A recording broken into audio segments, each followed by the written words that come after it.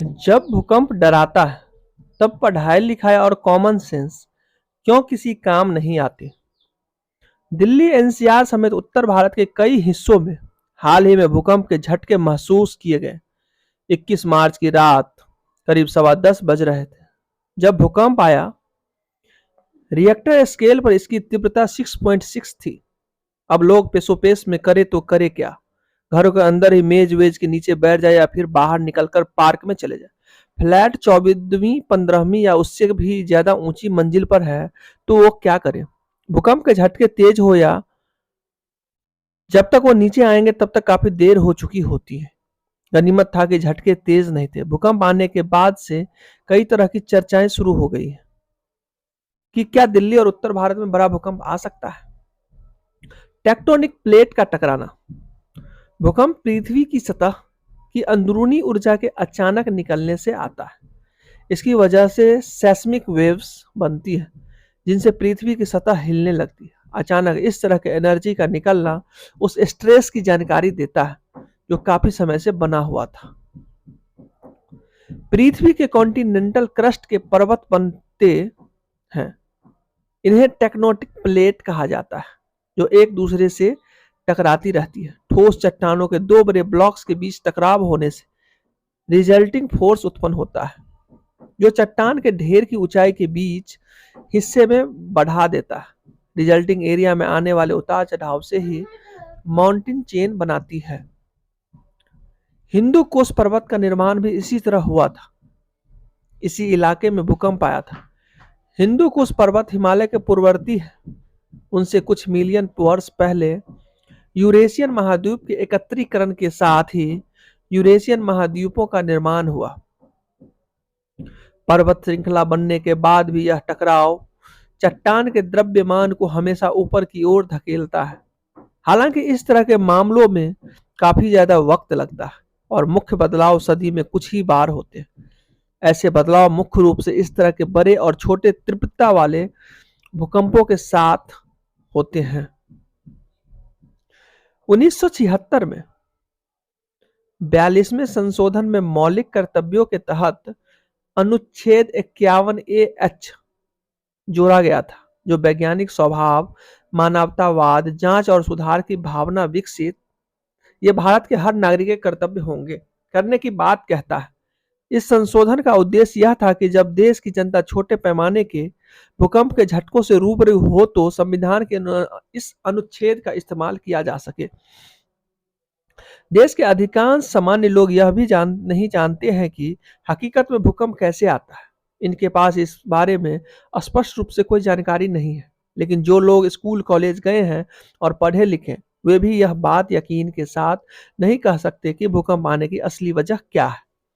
यह कभी देश के एजुकेशन सिस्टम की हो सकती है या स्कूल के पाठ्यक्रम में भूवर्गीय शिक्षा की कमी हो सकती है, लेकिन यह समस्या हमेशा बरकरार रहती है। भूकंप के दौरान आम लोगों के तमाम कंफ्यूज्ड रिएक्शन और सवाल सामने आते हैं। लोग अक्सर पूछते हैं कि क्या आज रात भी भूकंप आएगा। दरअसल वे ये बात नहीं जानते हैं कि आफ्टर शॉक या ट्रेमर्स सिर्फ भूकंप के बड़े झटकों के साथ आते हैं और ऐसा हर बार हो यह भी मुमकिन नहीं है। कई बार तो लोग भूकंप के आने की वजह पर भी शक करते हैं। लोगों को इस बात तक का संशय होता है कि भूकंप का कारण वैज्ञानिक है जिसका सरफेस जियोलॉजी से कुछ लेना देना है। 21 मार्च को आए भूकंप के दौरान भी वैसा ही हुआ जैसा अक्सर होता है। भूकंप की आशंका के मद्देनजर लोग अपने घरों को छोड़कर खुले स्थानों में आ गए। अब सवाल यह उठता है कि हमारे देश में भूकंप को लेकर दी गई ट्रेनिंग और नॉलेज किस हद तक काम आती है। बेतुकी और गैर जरूरी बातें। भूकंप के दौरान जब लोग खुले स्थानों या मैदानों में एकजुट होते हैं तो भूकंप के बारे में बेतुकी और गैर जरूरी बातें बेहद आसानी से सुनने को मिलती है। लोग तो यह तक कह देते हैं कि क्या यह हकीकत में भूकंप है या सैन्य अभ्यास की वजह से झटके लग रहे हैं। कुछ लोग कमेंट करते हैं कि भूकंप केवल रात के वक्त ही आता है और इसका कनेक्शन शहरी इलाकों में तेजी से हो रहे औद्योगिकीकरण से है। हालांकि इस तरह की बातचीत भारतीयों के बीच वैज्ञानिक ज्ञान की कमी को उजागर करती है। साथ ही इससे वे गंभीर समस्या भी सामने आ जाती है जो देश के एजुकेशन सिस्टम में हमेशा से बरकरार है। वैसे तो भूकंप के सामने झटकों के दौरान भयानक नतीजे सामने नहीं आते हैं, लेकिन गंभीर प्राकृतिक आपदाओं के वक्त नॉलेज की कमी से जिंदगी मौत के आंकड़ों में अंतर नजर आ सकता है। सिस्मोलॉजी या भूकंप स्टडी का विज्ञान नया है, लेकिन हम इंसान पृथ्वी पर अपने जीवन की शुरुआत से भूकंप का अनुभव करते हैं। एक वक्त ऐसा भी था जब जानवरों की व्यग्रता ही इन घटनाओं को समझने के लिए इंसान के ज्ञान का आधार था।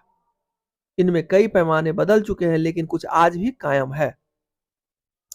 इसके अलावा भौगोलिक रूप से दूर दराज के इलाकों में रहने वाली जनजातियां भूकंप के झटकों को बुरी आत्माओं का प्रकोप मानती है। वहीं कुछ का मानना था कि भूकंप आने के पीछे देवता जिम्मेदार है। इसका भूकंप से संबंधित मामलों का कनेक्शन एकस्वरवादी और बहुदेववादी मान्यताओं से जोड़े जाने लगा। अलग अलग धर्म में इनकी मान्यताएं भी अलग अलग थी।